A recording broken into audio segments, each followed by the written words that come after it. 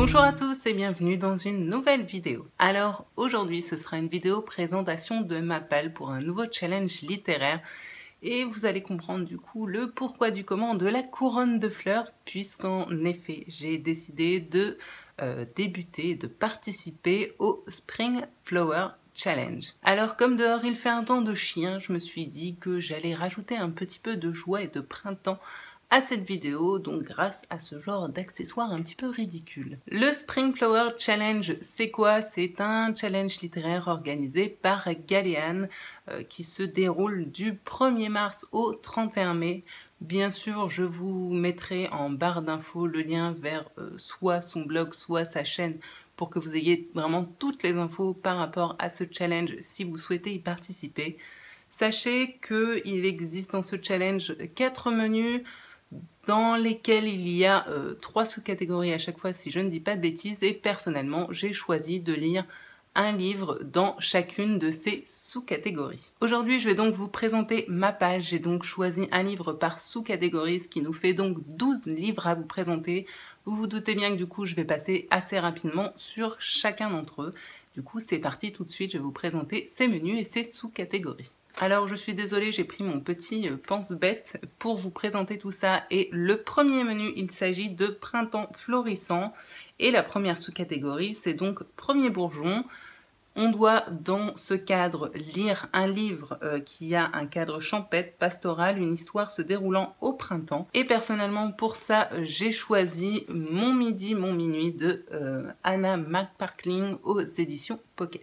Ça faisait un bon moment que j'avais ce livre dans Mappal et j'avoue que jusque-là, j'avais pas ressenti l'envie plus que ça de le sortir. Là, je me suis dit que c'était l'occasion. Alors, on est censé lire un livre qui se déroule au printemps. En lisant la 4e, j'ai vu que le début de l'histoire débutait au mois de mars. Donc, je me dis qu'avec un peu de chance, du coup, ça va se prolonger et donc se dérouler au printemps. Voilà, je sais pas trop, mais c'est jamais évident avant d'avoir lu un livre de savoir finalement à quel moment de l'année l'histoire va se dérouler. Donc on verra bien. Tout ce que je sais dans cette histoire, c'est qu'on va se retrouver avec une femme qui vit un amour parfait avec son amour de jeunesse jusqu'au jour où malheureusement ils ont un accident de voiture. Apparemment le monsieur décède dans cet accident. Et cette histoire, ça va être donc l'histoire de la reconstruction de cette femme après ce deuil, comment elle va pouvoir passer au-dessus, aidée par ses amis, etc. Bref, dit comme ça, j'avoue, c'est pas hyper fun, mais voilà, entre la date et puis cette couverture que je trouvais plutôt printanière, je me suis dit pourquoi pas, ce sera peut-être justement l'occasion de mettre un petit coup de pied aux fesses et de le sortir enfin de Mappal. La deuxième sous-catégorie s'intitule « À l'ombre des jeunes filles en fleurs » et pour ça il faut lire un roman feel good ou une romance. Alors vous devez le savoir maintenant, c'est pas le genre de lecture que je fais le plus, mais néanmoins j'ai trouvé tout à fait ce qu'il me fallait dans Mappal. C'est un livre que j'ai acheté il n'y a pas très longtemps mais qui me fait vraiment de l'œil depuis que je l'ai acheté, donc je me suis dit il sera parfait pour ça. Et il s'agit de La première fois que j'ai été deux de Bertrand Julien Nogared aux éditions Flammarion. Bon alors ce livre il a tourné sur pas mal de chaînes et énormément également sur Instagram. Tout ce que je sais de cette histoire c'est qu'on va être avec une romance qui se déroule à Londres. Super bon point pour ma part. C'est peut-être ça justement qui va me faire aimer cette romance. Je ne sais pas. Toujours est-il que, voilà, entre cette couverture que je trouve pour le coup super printanière grâce à tout ce jaune et puis le fait que ça se déroule à Londres, je me suis dit banco, ça va le faire, s'il faut que je lise une romance, du feel good, etc. À mon avis, c'est ça qui fera l'affaire. Et puis je me disais, ça fait vraiment un moment qui me titille, mais à chaque fois je me dis non, je vais attendre, lire ceci, qui me tente plus. Bref, là je me suis dit je vais le mettre dans le challenge, comme ça au moins je suis sûre qu'il y passera. Troisième sous-catégorie qui s'intitule Green Me Up et pour laquelle il faut lire des livres de nature writing, des essais sur l'écologie ou du développement durable. Et pour ça, j'ai choisi un livre qui est dans ma possession mais qui à la base appartient à Trip puisque c'est un de ses auteurs favoris. Et il s'agit donc de Dans les forêts de Sibérie de Sylvain Tesson aux éditions Folio. Alors moi, quand on me parle de livres qui parlent de l'environnement, etc., de l'écologie, forcément le premier auteur qui me vient en tête c'est Sylvain Tesson. Du coup, j'ai pas eu besoin de réfléchir très longtemps avant de choisir celui-ci. Dans ce bouquin, Sylvain Tesson nous fait le récit d'une expérience qu'il a vécue où il est parti pendant un peu plus de 6 mois vivre reclus en totale autarcie dans le fin fond d'une forêt en Sibérie, comme l'indique forcément ce titre. Donc voilà, ça va vraiment être son expérience à lui, seul face à la nature. C'est du Sylvain Tesson, hein. On aime ou on n'aime pas, mais personnellement, j'aime beaucoup sa plume, que je trouve très littéraire. C'est pas juste voilà, du récit d'aventurier, entre guillemets. Je trouve qu'il a vraiment une patte et une plume très agréable à lire. Donc voilà, il n'est pas très long, il fait moins de 300 pages. Je pense que ça va se lire très facilement. En tout cas, pour moi, il rentrait totalement dans cette sous-catégorie. Passons ensuite au menu 2 qui s'intitule Un vent d'air frais. Et la première sous-catégorie, quant à elle, il s'agit de ménage de printemps. Et le premier but, c'est tout simplement de vider sa palle. Du coup, pour ça, j'ai choisi un livre que j'ai depuis au moins un an, c'est certain, qui à l'époque me faisait une envie de fou. Et pour autant, je ne l'ai toujours pas lu. Je ne m'explique pas pourquoi. Donc là, je me suis dit, allez, mets-le dedans, comme ça va peut-être te forcer enfin à le sortir. Surtout que j'en entends que des bons retours. Et ce livre, il s'agit de La perle et la coquille de Nadia Hachimi aux éditions Milady. Alors pareil, ce livre est passé sur un nombre incalculable de chaînes. J'en ai entendu, je crois, que des bons retours. Je crois que ce qui me fait peur, c'est tout simplement que c'est quand même un bon pavé qui fait plus de 500 pages et qui est écrit, je trouve, très petit. Voilà. Je pense que c'est vraiment pour ça que je ne l'ai pas encore sorti, ce qui est une excuse, j'ai envie de dire, complètement idiote, hein, j'en ai complètement conscience. Mais voilà, je sais pas, j'ai pas encore réussi à sauter le pas, alors que pourtant, j'en ai vraiment entendu que du bon. Donc je me dis, allez, là, ça va peut-être me forcer, enfin. Pour ceux qui ne le sauraient pas encore, l'histoire, c'est tout simplement l'histoire d'une jeune fille qui vit à Kaboul en 2007, entourée de talibans et qui va se grimer en fait en garçon pour pouvoir déambuler dans la ville, aller chercher les courses, etc. pour sa mère et ses sœurs qui n'ont pas, elles, le droit de sortir. Je veux pas en savoir plus, je sais juste qu'apparemment c'est hyper poignant, hyper émouvant. Et que voilà, il était vraiment temps que je fasse quelque chose avec ce bouquin. Donc, même si j'avoue qu'il me fait un petit peu peur, j'ai quand même très hâte de le découvrir. Ça fait un an qu'il traîne et là, clairement, c'est plus possible. Autre sous-catégorie de ce menu 2, il s'agit de La chenille au papillon. Et pour ça, il faut lire un livre de développement personnel.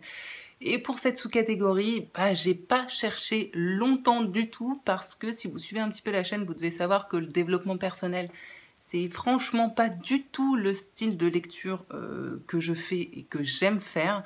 Donc par conséquent, j'en avais qu'un seul dans ma palle qui était un livre qui m'avait été envoyé par la maison d'édition J'ai lu. Et ce livre, c'est donc Mon ami la peur de Mirali Patel aux éditions du coup Le Livre de Poche. Parce que j'ai dit J'ai lu juste avant, mais j'ai dit n'importe quoi. Ça m'avait bien été envoyé par la maison d'édition Le Livre de Poche. Donc voilà, comme je le disais, j'en ai pas 150. Tout ce que je sais, c'est que du coup, ça va probablement parler de surmonter ses peurs, etc. Comme je l'avais dit dans un book haul unboxing où j'avais présenté ce livre, même si c'est pas du tout le genre de lecture que je fais habituellement et que j'apprécie, ce que j'aime bien dans celui-ci, c'est qu'il est hyper illustré. Donc voilà, je pense que ça va quand même pas être un calvaire pour moi à lire. Je vais aussi pouvoir du coup apprécier les illustrations qui sont à l'intérieur. Donc voilà, je pars pas trop à reculons, même si c'est pas ce que je préfère. J'avoue que pour le coup, je suis plutôt curieuse de le découvrir. Et dernière sous-catégorie de ce deuxième menu, il s'agit de I'm going on an adventure. Et pour cette sous-catégorie, il faut donc lire des livres de voyage, d'aventure, de découverte d'un nouveau genre littéraire ou de découverte d'un nouvel auteur. C'est donc cette thématique, on va dire, que j'ai choisi de découverte d'un nouvel auteur. Et pour ça, j'ai donc pris dans ma palle Dieu me déteste d'Hollis Season aux éditions 10-18. Hollis Simon, pas Season. Je sais pas pourquoi, cette personne, je veux toujours l'appeler Season. Faut pas chercher des fois. Là encore, ce livre, je l'avais présenté il y a pas si longtemps que ça dans un book haul. Je sais qu'on va se trouver dans le milieu médical avec un jeune homme de 18 ans qui sait pertinemment qu'il est voué à mourir avant ses 19 ans, mais qui a une furieuse envie de vivre et qui va surtout faire la rencontre d'une très belle jeune fille apparemment, qui vit au bout de son couloir à l'hôpital.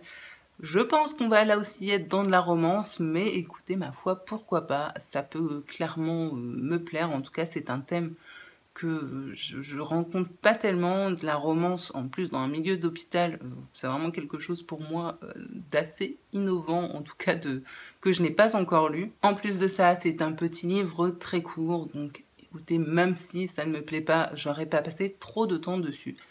Donc voilà, découverte d'un nouvel auteur, ce sera donc cet auteur-ci. D'ailleurs, je ne sais même pas s'il a écrit d'autres choses, si c'est un premier roman ou quoi qu'est-ce. Il faudrait peut-être que je me renseigne sur le sujet avant de commencer, on ne sait jamais, ça peut toujours être intéressant. Le menu 3, il s'agit de Printemps Bohème. J'aime beaucoup ce titre qui va très bien, je trouve, du coup, avec cette petite couronne de fleurs. Et la première sous-catégorie, il s'agit de Je chevaucherai le vent, rien que ça, pour laquelle il faut lire des livres de poésie ou d'histoire bohème. Alors là, j'avoue que c'est la sous-catégorie qui m'a donné qui m'a vraiment donné le plus de fil à retordre, parce que de la poésie, j'en lis très peu, et des histoires bohèmes, bah là, pareil, avant de commencer un livre, c'est difficile de savoir qu'on va être vraiment dans ce contexte. Donc j'ai fait au mieux, et pour ça, j'ai sorti de ma palle Le Scarabée bleu d'Emmanuel Japper aux éditions Erol. Alors là aussi, ce livre, ça fait un moment que je l'ai dans ma palle et je l'ai toujours pas sorti. J'avoue qu'à la base, si je l'ai acheté, c'était pour un motif complètement futile. C'est tout simplement à cause de cette couverture que je trouvais absolument sublime.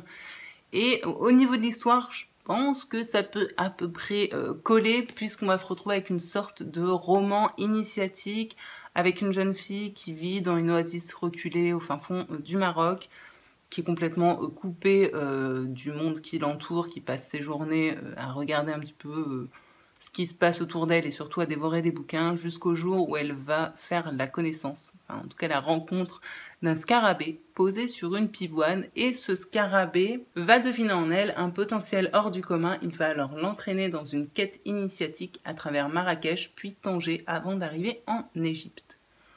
Voilà. Quête initiatique, voyage, moi je trouve qu'il y a un petit côté bohème là-dedans, de découverte de soi, de partir à l'aventure. Je sais pas vraiment ce que ça va donner, mais toujours est-il que voilà, je voyais pas comment, par quel autre moyen plutôt remplir cette sous-catégorie. Pour moi, c'était ce qui convenait le mieux. Donc voilà, j'ai pris la décision de prendre celui-ci. Et puis quand je vous l'avais présenté, je vous avais dit, il y a quelque chose que j'aime beaucoup dans ce livre et qui est hyper original pour moi, c'est que la typo à l'intérieur, je sais pas si vous allez bien voir, mais elle n'est pas noire, elle est un petit peu bleu marine, comme sur cette couverture. J'ai jamais vu ça dans aucun autre bouquin, donc voilà, ça m'a aussi un petit peu titillé. Autre sous-catégorie de ce menu 3, il s'agit de Carpe Diem, et pour ça, il faut lire un craquage ou une dernière trouvaille. Et j'ai donc choisi pour cela Profanation de Jussi Adler-Olsen aux éditions Le Livre de Poche, que j'ai acheté il y a très peu de temps. D'ailleurs, je vous le présente en book haul, mais je suis en train de me dire, je pense que ce book haul sera publié après cette vidéo aussi. Bref, c'est pas grave, vous aurez compris que du coup je l'ai acheté il y a très peu de temps et je me suis dit que voilà, c'est l'occasion de le sortir. Rappelez-vous, j'avais bien aimé le premier tome qui était Miséricorde, donc des aventures du département V. Ça, c'est donc le deuxième tome. J'avais beaucoup aimé le premier tome, même s'il y avait des petites choses comme ça qui m'ont un peu dérangé, surtout le caractère de Karl Mork, qui est le personnage principal. Mais on m'a dit que dans les tomes suivants, il évoluait quand même pas mal. Donc voilà, j'ai très hâte de découvrir ce tome 2, voir un petit peu l'évolution de ce personnage. Et puis, bah voilà, c'est département V, on retourne dans des espèces de cold case ou des affaires élucidées de façon un petit peu bizarre. Ici, on va être avec un meurtre pour lequel, de ce que j'ai compris, des fils à papa ont été innocentés un petit peu à la va-vite. Voilà, complot, machination, politique, on cache un petit peu les déboires comme ça de nos fils qui ont fait des grosses bêtises. Vous voyez un petit peu l'ambiance.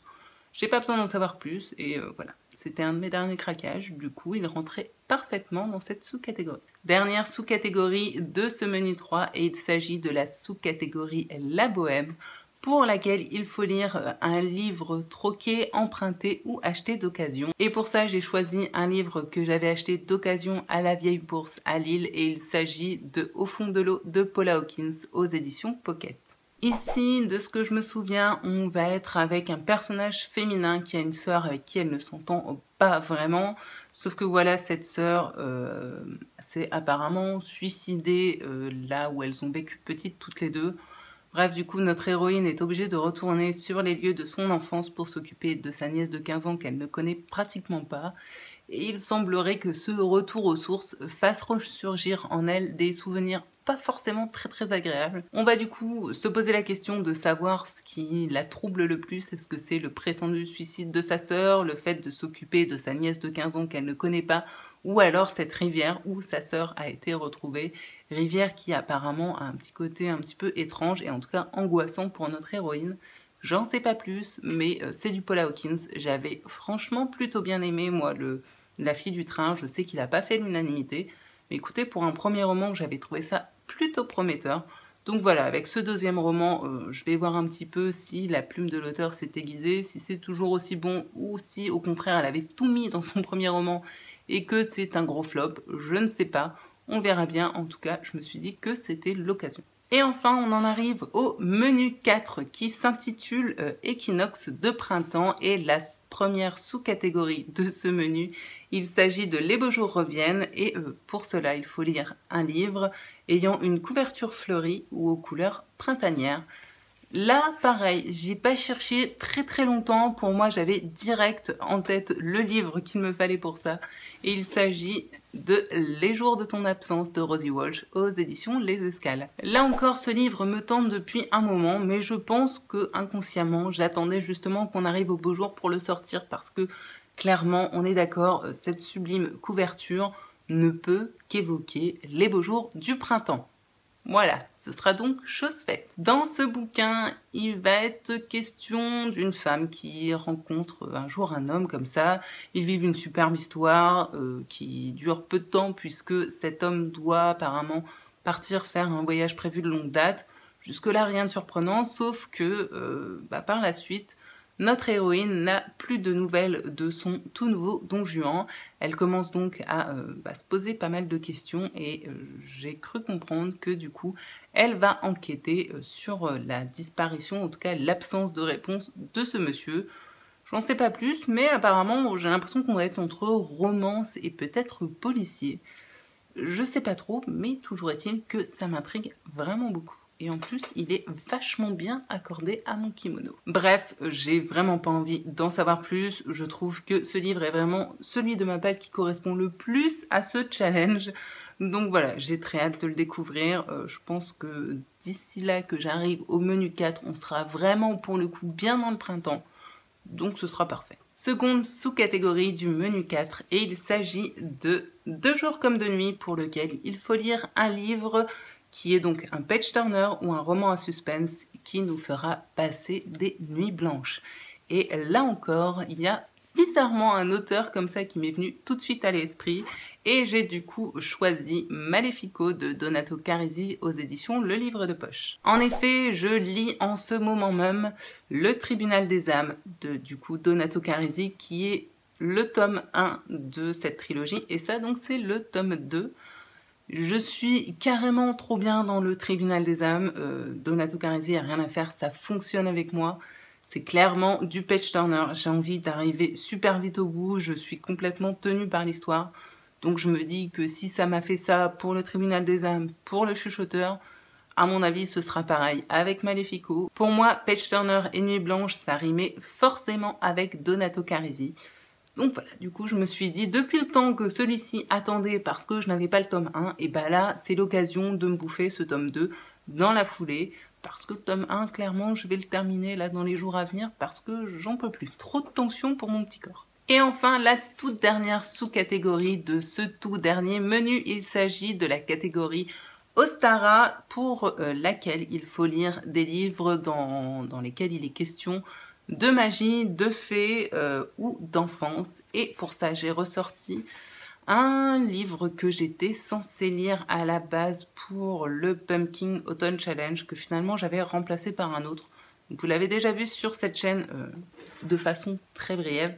Et il s'agit donc de Riverkeep de Martin Stewart aux éditions Milan. Alors ce livre, c'est un livre plutôt jeunesse dans lequel il va clairement y être question pour moi d'aventure et de magie, puisqu'on se retrouve avec un jeune garçon qui travaille avec son père, qui est un petit peu le gardien d'une rivière où il se passe des choses plutôt étranges, jusqu'au jour où son père tombe dans cette rivière et lorsqu'il ressort, il reconnaît plus son fils, il est hagard, il semble possédé par une sorte d'esprit maléfique. Du coup, vous le pensez bien, son fils n'a pas vraiment envie qu'il reste comme ça pour l'éternité et il semblerait qu'il pourrait récupérer une espèce d'essence dans un monstre marin pour soigner son père. Du coup, suite à ça, il va s'embarquer dans une aventure pour aller récupérer ce petit remède magique afin que son papa redevienne normal. J'en sais pas plus, mais voilà, je me suis dit que pour ce qui était question de magie, etc., je pense pas qu'il y aura d'effet dedans,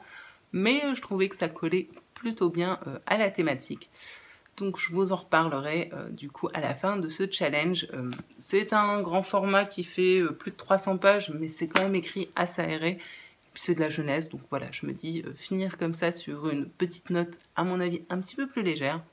Pourquoi pas, ce sera pas mal. Surtout après Donato Carresi, je pense que ça va faire du bien. Voilà, je vous ai donc présenté ma super palle de 12 bouquins que je vais du coup devoir lire sur 3 mois.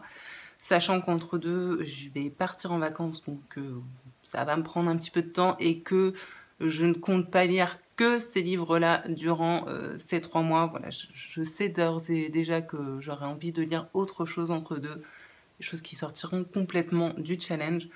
Donc on verra, je pense que c'est faisable, mais je ne peux pas vraiment savoir d'avance ce qui va m'arriver si j'aurai le temps de lire tout ça. Toujours est-il que je pensais reprendre le même système que pour le Black November, c'est-à-dire vous faire un vlog par menu, donc un vlog qui reviendra à chaque fois sur 3 lectures.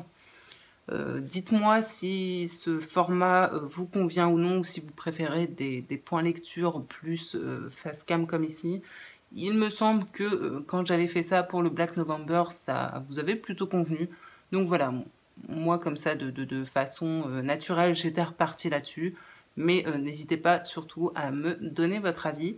N'hésitez pas aussi à me dire si vous comptez, vous également, participer à ce challenge et si c'est le cas, me dire ce que vous avez choisi pour ce challenge. Et puis bien sûr, si vous avez lu certains de ces livres, surtout n'hésitez pas à me dire ce que vous en avez pensé parce que si dans le lot il y en a un qui est vraiment pas terrible du tout, j'essaierai peut-être de le remplacer par un titre un petit peu plus séduisant, dirons-nous. Je voulais terminer cette vidéo en remerciant bien sûr Galéane d'organiser ce genre de challenge et de façon plus générale de remercier toutes les personnes qui prennent le temps d'organiser ce genre de challenge littéraire parce que clairement c'est hyper chronophage, mais ça permet de stimuler la communauté de lecteurs que nous sommes. Donc merci à vous tous. Bien sûr, comme d'habitude, les commentaires sont ouverts juste en dessous. Je vous y attends pour papoter si vous le souhaitez. Et bien sûr, vous le savez maintenant, si vous souhaitez aider la chaîne, n'hésitez surtout pas à mettre des petits pouces levés si vous avez aimé cette vidéo. Et pourquoi pas à vous abonner si ce n'est pas déjà fait. Et puis à activer aussi la petite cloche si vous voulez être au courant comme ça en direct des sorties des vidéos. Cette vidéo s'achève donc ici. J'espère vraiment qu'elle vous aura plu et j'espère vous retrouver très bientôt sur cette chaîne. En tout cas, moi, je serai au rendez-vous. Je vous souhaite paix, amour et littérature dans vos cœurs et je vous dis à très bientôt. Salut!